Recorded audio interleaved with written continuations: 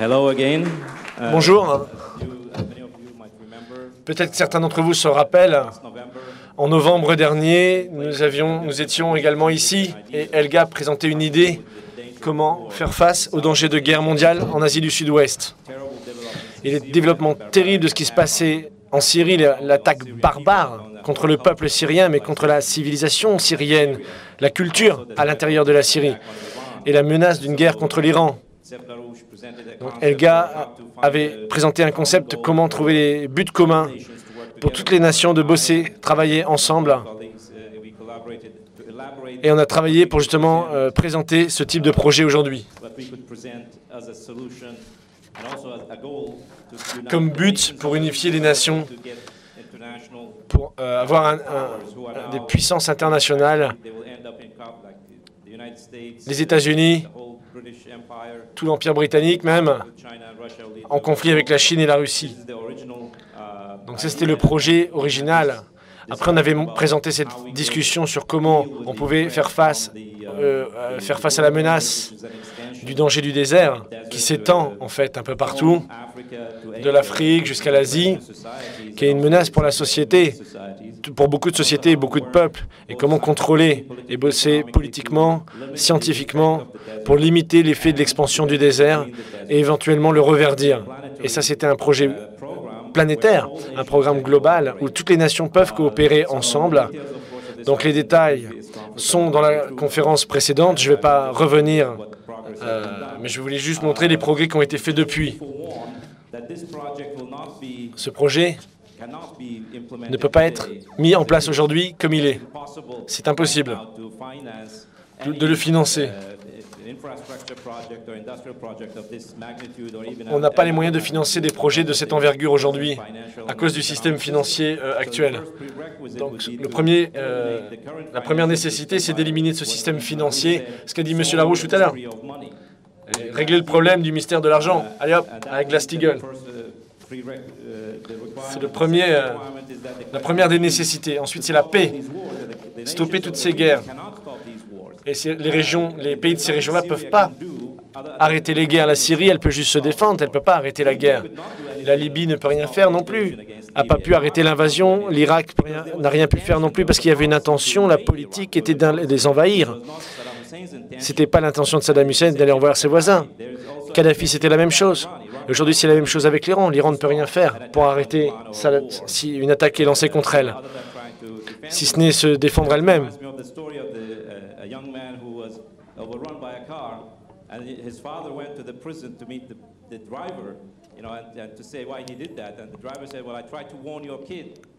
J'ai essayé de prévenir. C'est un enfant qui s'est fait écraser.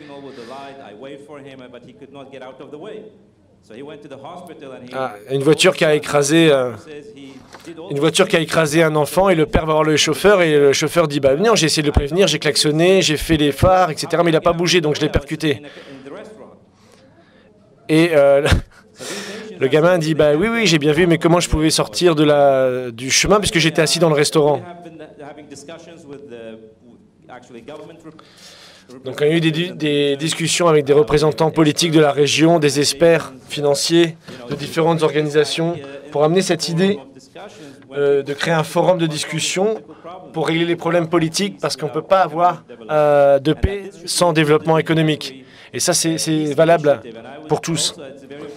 Et c'est vraiment important que la Russie, la Chine et toutes ces nations-là discutent avec les États-Unis ou l'Europe sur la paix au Moyen-Orient.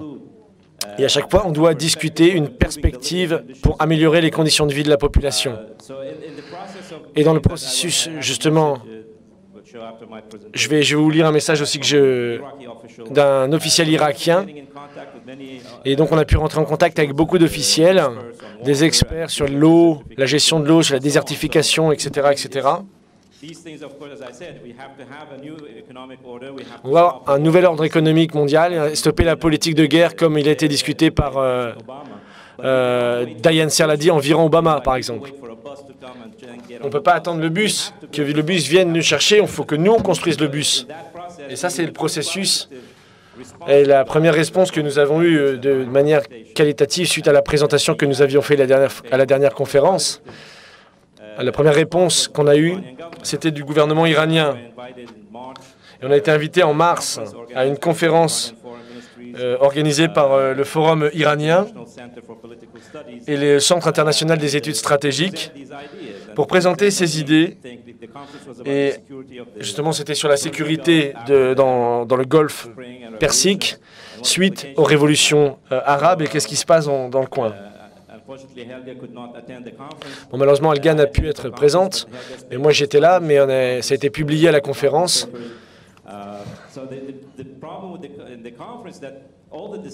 Et le problème, c'est que toutes les discussions parlaient bien du danger, les menaces de guerre sectaire, la guerre entre les chiites et les sunnites, toutes ces choses horribles qui se passent. Et c'est vrai, les gens qui vivent là-bas vivent dans un enfer aujourd'hui. C'est difficile pour eux de voir une solution, si ce n'est de survivre au quotidien et de ne pas mourir. Donc j'ai eu la chance de pouvoir présenter nos idées, présenter justement il y avait eu l'explosion du météorite à Chelyabinsk, et j'ai pu présenter, justement, avoir leur attention sur cette base-là, et j'ai pu présenter la perspective pour reverdir le désert et le pont terrestre asiatique, comme l'a proposé le projet de paix que le propose l'Institut Schiller. Et ça a changé totalement leur esprit. Ils étaient totalement les yeux par terre, regarder les horreurs. Et là, vous les amenez à une autre plateforme, voir un point de vue plus haut. Et leur esprit s'est totalement ouvert. Pourquoi nous, on ne pense pas à ces choses-là? Et ça, c'était l'impact, justement, d'amener ce genre d'idées, de sortir des petites pensées, des petites choses, et d'amener une perspective planétaire globale comme solution. Et cette conférence, c'était à Bandar Abbas. C'était le gouverneur de la région que j'ai pu interviewer, justement, dans le magazine hier.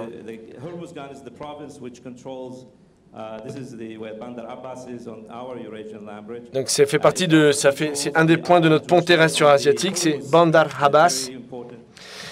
C'est où il y a le détroit de Hormuz. Et il y avait justement toute la discussion hier sur les passages de pétrole dans cette région-là. Le Golfe Persique. On appelle ça le Golfe Persique, mais 40% du pétrole qui va sur les marchés internationaux passe par le détroit d'Hormuz. 80% va en Chine, au Japon, en Corée du Sud, en Inde. Le Japon a augmenté massivement ses importations de pétrole pour diversifier son énergie, ses ressources énergétiques, suite à l'affaire de Fukushima. Donc ils sont de plus en plus dépendants du pétrole. Et dans cette petite région, ça c'est les directions, vous pouvez voir les différents kilomètres, justement du détroit d'Hormuz où passent ces convois.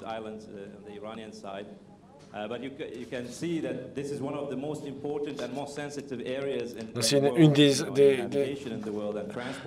endroits les plus stratégiques pour la navigation et des plus sensibles. Mais ça peut être aussi, malheureusement, ça peut être la place la plus horrible sur Terre parce qu'il y a des avions militaires, justement, qui passent des États-Unis et ils passent à côté de l'Iran.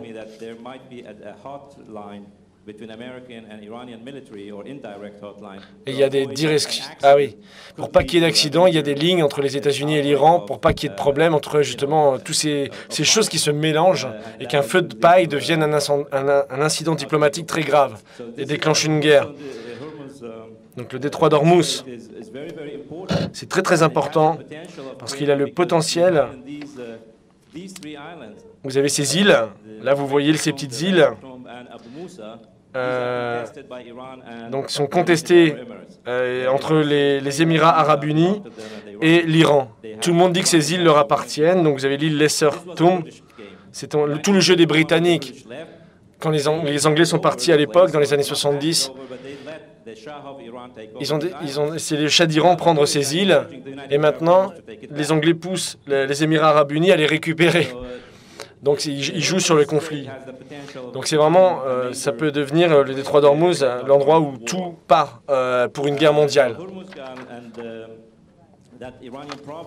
Donc ça c'est dans la région de Bandar Abbas.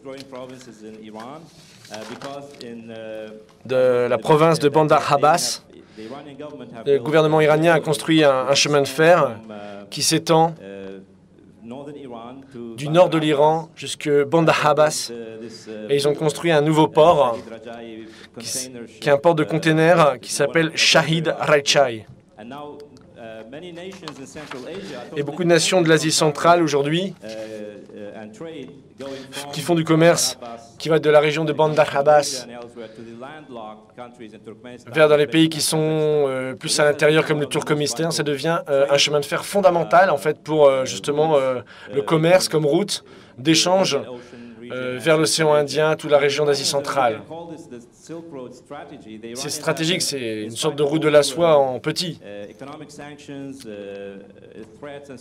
Donc, ils sont menacés partout, mais ils construisent des infrastructures qui ont une vision, une signification transcontinentale. Donc ils ont construit la petite section que je vous montre justement avec, pour se connecter au système de l'Union soviétique. Et après, il y a également la Chine qui a une connexion avec le Kazakhstan. Et l'Iran, justement, a construit un lien justement vers la Turquie pour rejoindre cet axe continental. Ça, c'était en 2004. Il y a eu entre l'Iran, la Russie et l'Inde, il y a eu des accords pour traverser la région du Caucase. Voilà, en ce moment, c'est construit depuis Jabahar jusqu'à la mer.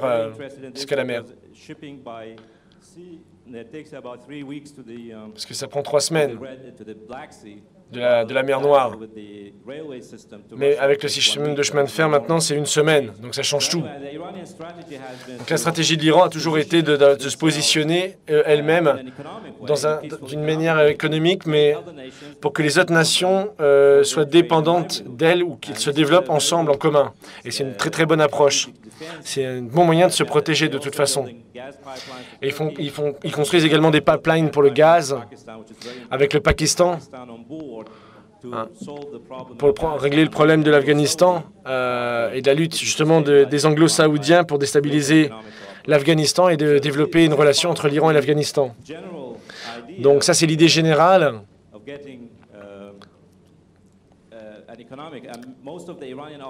La plupart des officiels iraniens avec qui j'ai pu parler, c'était l'idée d'avoir un accord dans la région du Golfe, entre les pays du Golfe, des accords de paix basés sur la coopération et le développement.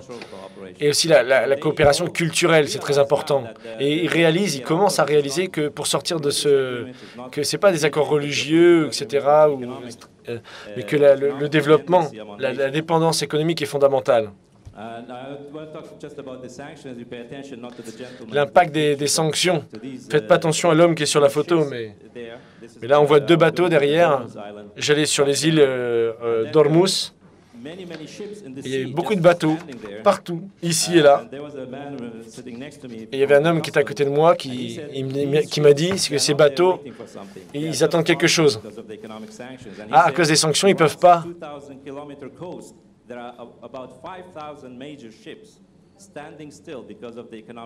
Il dit qu'il y a 5000 bateaux qui sont là à cause des sanctions économiques parce que la banque centrale iranienne ne peut pas avoir contact avec des bateaux, avec les autres banques centrales, donc les bateaux ne peuvent pas avoir leur ligne de crédit et leur validation, donc les bateaux attendent à cause des embargos. Donc c'est une perte énorme pour la coopération et l'économie mondiale. Mais malgré ça, les Iraniens construisent. Ils sont frappés très fort par les sanctions. Les capitaux fuient le pays, évidemment, parce qu'à cause de la dévaluation de la monnaie qui est détruite par l'embargo américain.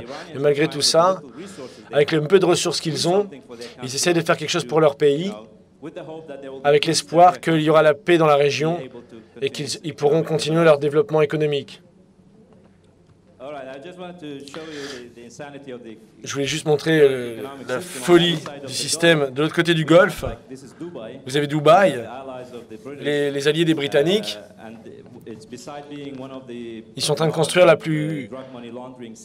plus grand centre de blanchiment d'argent de la drogue du monde, la capitale du shopping mondial. Et ça, c'est ce qu'ils sont en train de construire. Ça ne s'est pas construit par les Arabes qui sont riches. C'est un schéma de Ponzi, une escroquerie spéculative énorme. Parce que Dubaï n'ont pas beaucoup de ressources. Abu Dhabi a les ressources, qui est un pays voisin. Et pour construire ça, ils ont cherché des investisseurs. Plutôt que de reverdir le désert, ils ont proposé de construire des îles artificielles pour les touristes, et les nightclubs, les boîtes de nuit, les saunas, tout ce que vous voulez. C'est des fantaisies. Construire même des îles artificielles.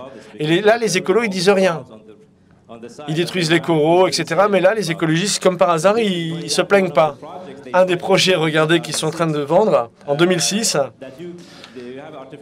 de créer des îles artificielles. Vous pouvez acheter un pays. Et vous pouvez acheter un pays et après construire ce que vous voulez. Ça, c'était vendu en 2006.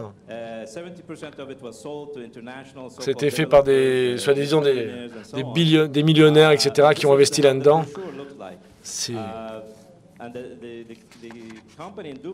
Et les compagnies à Dubaï, avec la crise économique, ils n'ont pas été capables de financer finalement. Et il y a eu l'effondrement de la bulle immobilière en 2008 et ils n'ont pas réussi à avoir de nouvelles d'argent pour financer les projets en cours. Et voilà, ça s'est fini comme ça. C'est resté comme ça dans la mer. Il y a 2 îles qui ont été construites. Et il y a plus d'avocats aujourd'hui qui travaillent sur l'affaire que d'ingénieurs. Il n'y a plus d'infrastructure.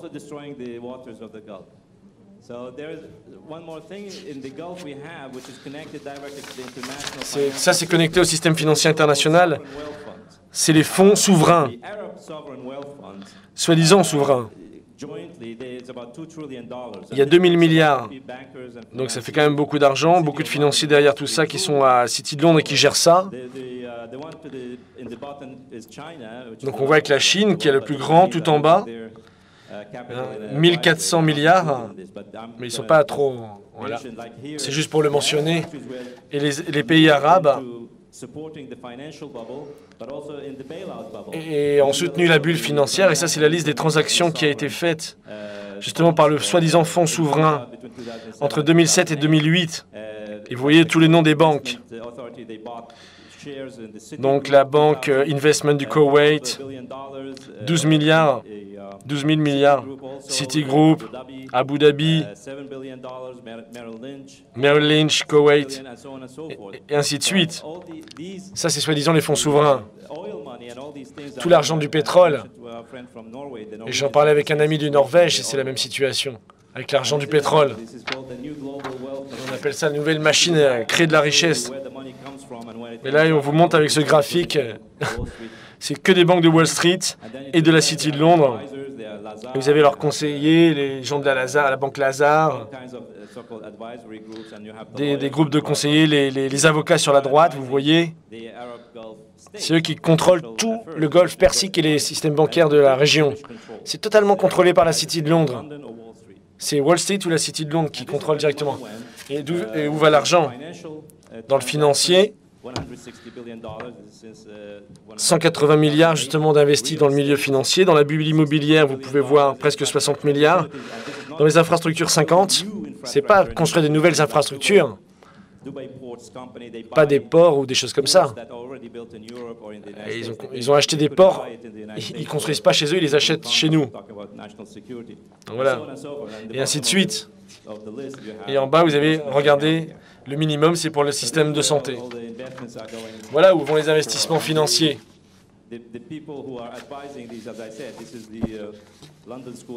C'est l'école, la London School of Economics, Margaret Thatcher, le fils de Margaret Thatcher, qui est connu, qui est un trafiquant d'armes, qui est beaucoup plus connu dans notre région parce qu'il a fait la grande école de business londonienne.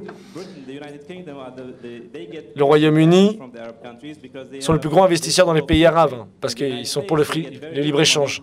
Ils ont très peu d'argent des États-Unis parce qu'ils sont plus, ils font attention justement sur les questions de sécurité nationale, mais les Anglais pas du tout. Voilà les projets là, c'est les projets de la London School of Economics. Et tout l'argent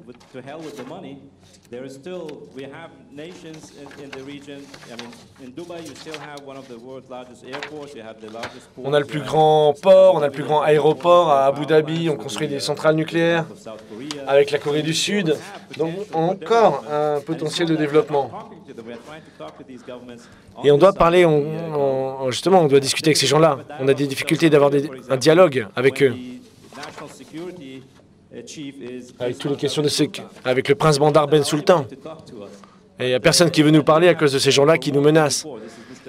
Ça, c'était M. Larouche, justement, à Abu Dhabi en 2002. Quand il a visité à l'époque, c'était une grosse conférence sur le pétrole, le futur du pétrole et l'économie nationale. C'est les Émirats arabes unis. Et M. Larouche a été vraiment un invité d'honneur. La Nouvelle-Zélande, les États-Unis, le Canada, il y avait des gens il y avait des ambassadeurs, on envoyait des lettres. Mais plein de gens ont envoyé des lettres pour que M. Larouche ne vienne pas à cette conférence. Mais il y a eu des menaces, mais il est quand même venu. Et ils ont dit on décide quand même d'avoir une discussion sur ces questions-là. Il avait mis en garde très très fort. Et il y avait des gens d'Arabie Saoudite, du Golfe, des gens très importants, des avertissements très durs sur ce qui se passait et la crise financière à l'époque. C'était en 2002. J'avais traduit son discours à l'époque. Et justement, il a poussé à investir sur, justement, au lieu de vendre du pétrole, d'en utiliser pour les industries pétrochimiques, de reverdir le désert, de relancer les centrales nucléaires. Et toute la région, malheureusement, on a perdu 10 ans. Comme l'a expliqué tout à l'heure, on perd du temps. Mais on peut retourner là-bas et avoir une nouvelle politique. Mais on doit avoir un nouveau système monétaire et financier basé sur les principes qui ont été discutés, comme le Glass-Steagall, et arrêter la politique de guerre. Quand j'étais à Bandar Abbas, vous voyez les choses différemment. Dans cette région de la Turquie, Irak, Syrie, Iran, les États du Golfe, et l'Éthiopie jusqu'à l'Éthiopie, la Somalie et Soudan. Vous avez 400 millions de personnes. C'est assez riche. La population est très très jeune. Les gens sont assez éduqués dans ces pays-là. Mais la politique tue cette région et tue la possibilité des autres nations de venir investir ici pour développer des biens et tout ça.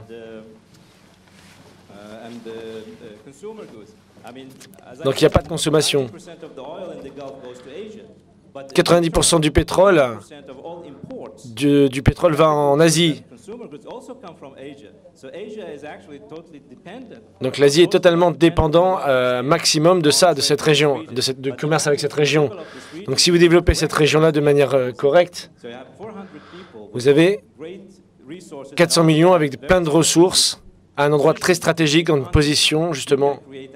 Vous pouvez créer un miracle économique dans cette région. Et quand vous parlez aux gens là-bas, vous voyez les enfants, les gens aiment la vie là-bas. Ils aiment la beauté. À Bandar Abbas, il y avait... en Iran, ils font beaucoup de pique-niques. Ils font des pique-niques le soir, parce qu'il fait chaud. Et on voyait le détroit d'Ormuz. Et peut-être qu'il pourrait y avoir un incident diplomatique. Et c'est venu dans ma tête, tout ça. Et les gens veulent vivre, ils ne veulent pas de ces problèmes-là. Ils ont envie d'un vrai futur. Toute cette région du Bandar Abbas. Je vais finir là-dessus. Un jeune de 25 ans avec qui il est en train d'étudier une carte de la grille électrique, d'une machine électrique. Il est en train de travailler. Et ensuite, il a pris des notes.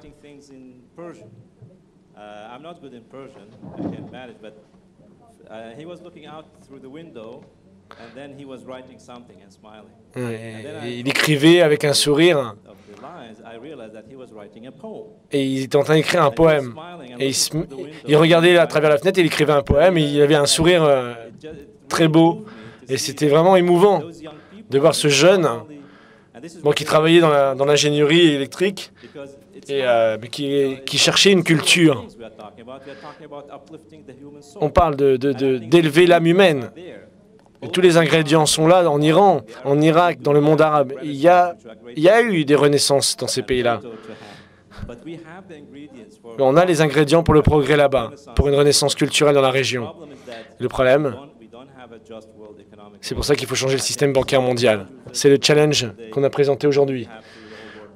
Donc on travaille à cette fin-là. Merci à tous.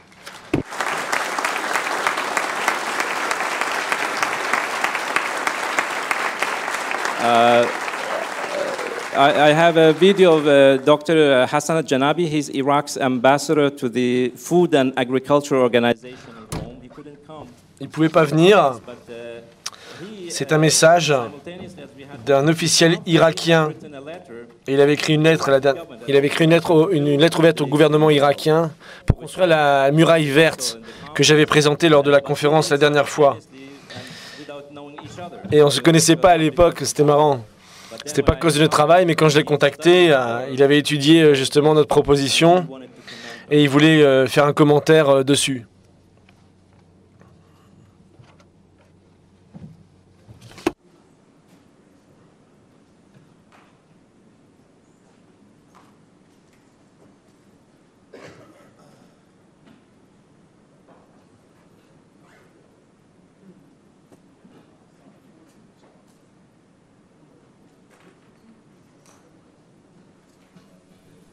By the way, Dr. Hassan Janabi is an expert on water systems and desertification. C'est un expert sur la désertification et la gestion de l'eau en région désertique.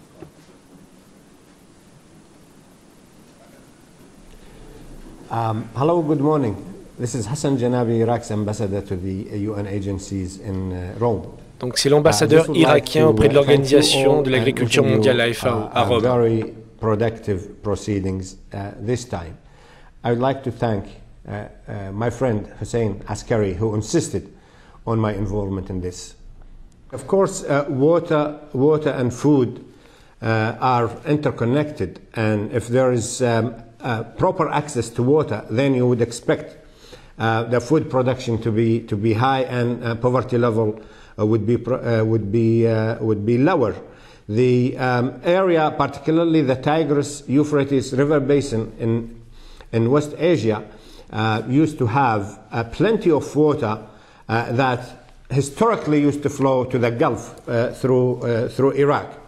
However, starting in the 70s, major infrastructure have been constructed in the upper reaches of the river basin, particularly in Turkey, Syria, and of course in Iraq as well.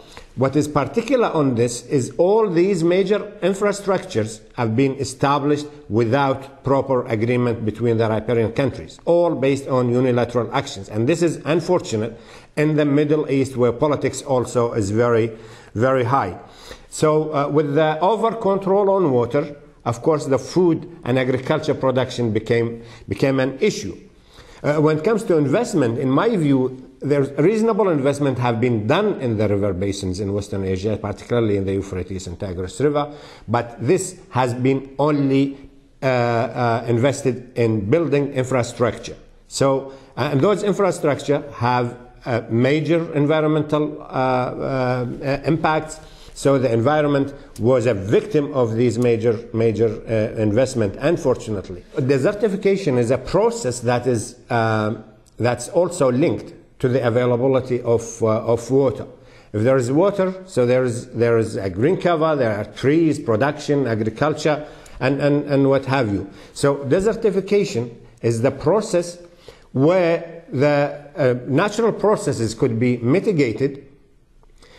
The natural processes, causes of desertification could be mitigated, and the man-made causes of desertification could be absolutely eliminated if a constructed efforts taking place where programs are orchestrated between the neighboring countries, because it is not only national and regional phenomena, but it's also global phenomena. But I suggest Iraq, of course, has been falling victim of major desertification expansion coming from the western part of Iraq. What has been suggested is to build a major green belt to stop basically the expansion of the desert into the historically fertile soil of the Mesopotamian land, which is at the western part of the Euphrates River. So this is what I'm suggesting is not only a reforestation a project where millions of trees, more than 200 million of trees, would be planted, but it's also a major development project where environmental friendly technologies have to be used, human settlement, engagement of the communities, because social conditions and social involvement in these projects are basically the ingredient for a successful desertification combating program in the country and in the area. So, but this is national initiative that needs to be supported and that needs to be expanded across the region. Yeah?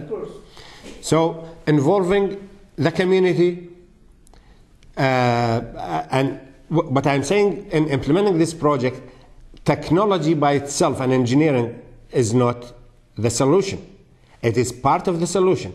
The solution has to be much bigger than involving engineering and technology, by basically involving the community, providing jobs, human settlement, sense of responsibility, and sharing sharing the benefit of that. So these are the ingredients for a major achievement in building this national green belt in the Iraqi desert. Schiller Institute initiative is a highly respected approach for the issues of environment, poverty reduction, where you promote ideas of you bringing together economy, science. Donc il a développé tous les projets justement qui ont été lancés par son initiative avec l'Organisation mondiale de l'agriculture, et de créer une muraille verte, justement comme vous avez vu sur le schéma, une muraille verte pour replanter des centaines de millions d'arbres dans le pays, mobiliser la population, créer des conditions sociales nouvelles, et que de ce point de vue-là, le travail qu'a fait l'Institut Schiller en fait est fondamental, parce que notre approche est un peu la même que ce qu'il a voulu faire pour l'Irak, de créer un futur différent. Et comme ça, on pourra améliorer les conditions de vie de notre population ici. Merci à tous. Okay. I just want to thank also our friends in Italy who helped. Je voulais remercier aussi des gens en Italie qui nous ont aidés à faire cette interview. Et je voudrais remercier aussi les traducteurs, parce qu'ils sont souvent oubliés. Donc je vous demande de les applaudir.